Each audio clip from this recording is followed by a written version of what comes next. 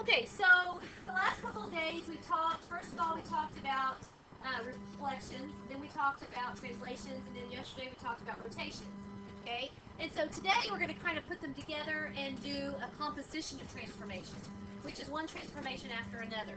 All right, that's what it's got a big long definition, but that's what that means.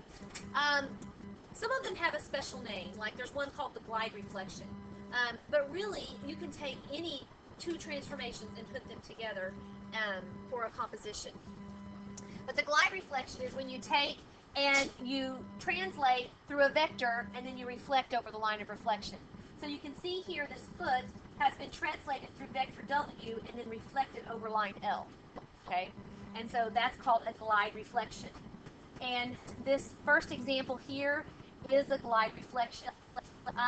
It says that triangle JKL has the following vertices. I've got those already graphed there for you. Graph them and its image after a translation along vector 0, 4 and a reflection in the y-axis. So we're going to take these points and we're going to do two different things with them. And so the first thing we want to do is translate over the vector 0, 4. So I've got to find my J prime, K prime, and L prime. And so that means I need to add 0 to the X and add 4 to the Y. So my X is not going to change, and my Y becomes 3. And I'm going to do the same thing with the other two. End up with 10, 2, and 5, 1. So if I came over and graph that, we're at 6, 3. There's my J prime. My K prime is at 10, 2. And my L prime is at 5, 1.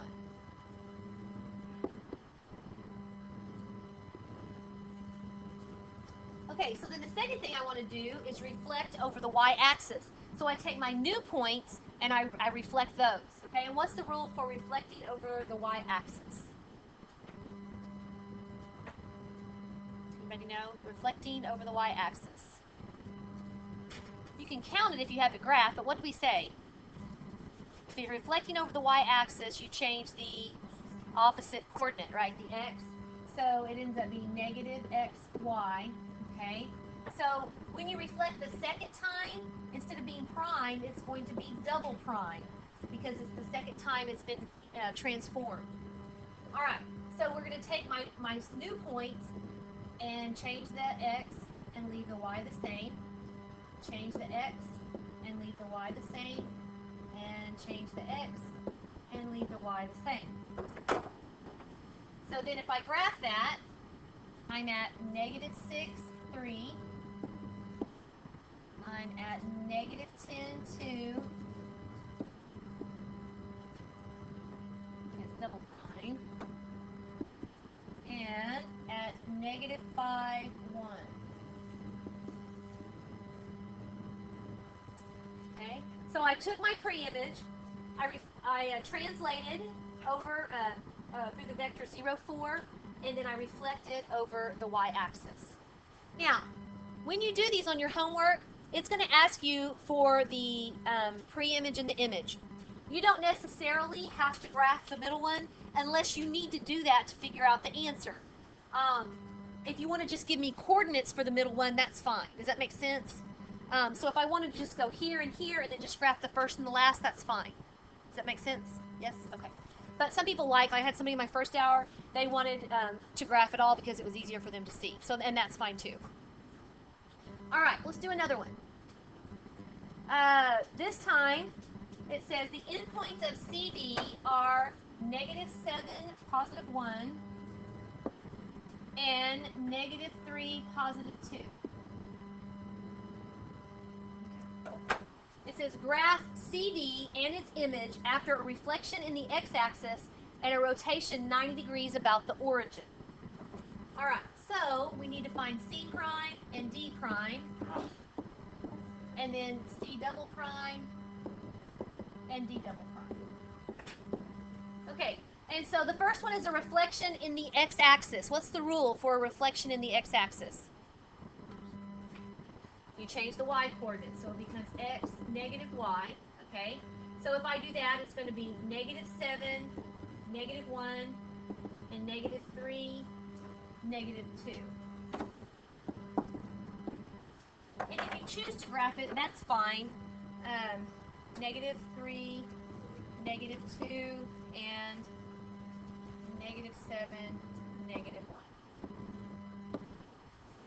Okay, so then my next transformation is a rotation 90 degrees about the origin.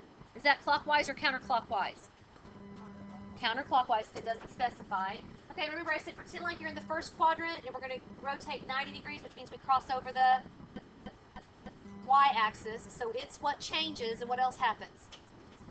They flip, okay? And so it becomes -y x. So we take these new points here and we change the y and we switch. So this becomes 1, -7, and 2, -3. And so if we graph that, 1, -7, which would be down here, that's my C double prime, and my D double prime is at 2, -3. So from black to blue, I reflected over the x-axis, and from blue to red, I rotated 90 degrees. Yes? So if you did graph like the part you see that's what you brought, would you have to state the F minus C double prime? Yes, you would still need to state that as double prime. Yeah. And if you want to graph both of them, that's fine. And to me, it just takes a lot of time if I could just write the coordinates down, but some people like to see it, so just whatever you're more comfortable with. All right, now we've got two special types of reflections that result in a different transformation. For example, if you have a pair of parallel lines, like I've got here, if I take a figure and I reflect over one parallel line and then I reflect over the other, I actually get a translation. Do you see it? So if I took this arrow and I reflected over the first parallel line, reflected over the second parallel line, it actually looks like a translation. Okay? One thing that you might want to do, because some of the questions might say, is the following a rotation or is it a translation or whatever? If you will look at the coordinates, and like say this is A prime, and this is A double prime. Okay? If you will, when you're trying to decide things, sometimes if you will look at the coordinates, you can see if what's happening is really what it says is happening. Okay? If you're trying to, determine that. Another one is when you reflect over intersecting lines, okay? When you reflect over intersecting lines. And if you take two lines that are intersected, and like say I take this heart right here, okay? If I reflect it, and then I reflect it again, I actually get a translation. I mean a rotation, excuse me. If I reflect it and reflect it again, I actually get a rotation.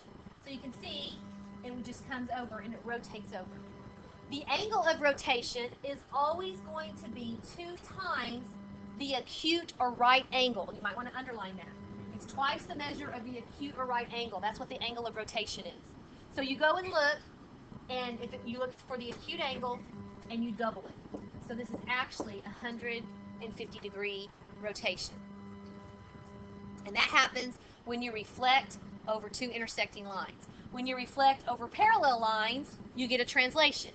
When you reflect over intersecting lines, you get a rotation. Okay? And they might ask you on a quiz.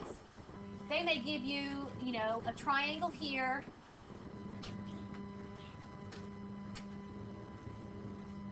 And they may say, is this a rotation? Is this a composition of reflections resulting in a rotation?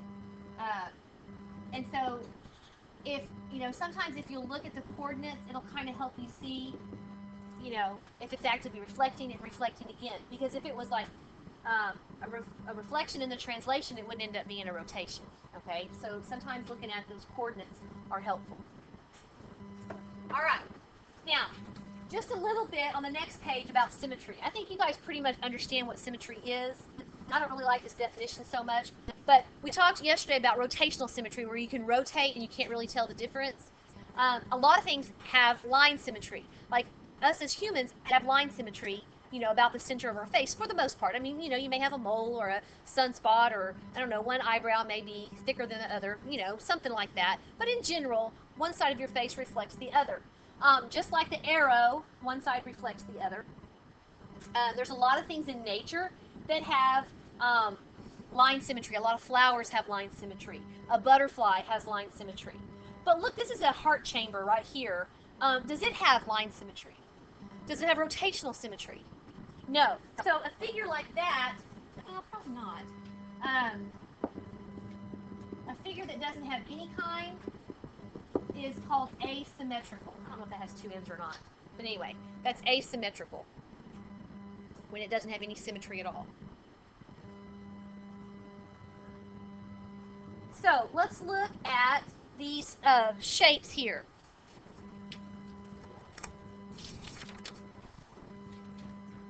Does this rhombus here have any line symmetry? Yes, it's got one here and it's got one there, right? What about a rectangle? Does a rectangle have line symmetry? You could go vertical and horizontal, right? But could you go diagonal? No. If this was a regular pentagon, does it have line symmetry? Yes. How many? One here, two, and there'd actually have five, wouldn't it? 3, 4, 5. So it actually has 5 lines of symmetry. Your regular polygons are going to, your regular hexagon would have 6, your equilateral triangle would have 3. But what if this was just an isosceles triangle? It would just have 1 through the vertex angle. Okay, and again, we talked about rotational symmetry yesterday. Plane symmetry, I think this is a cool little picture that I found. If you take a solid and you saw it in half, and if one side is the same as the other, reflects the other, then that's called plane symmetry.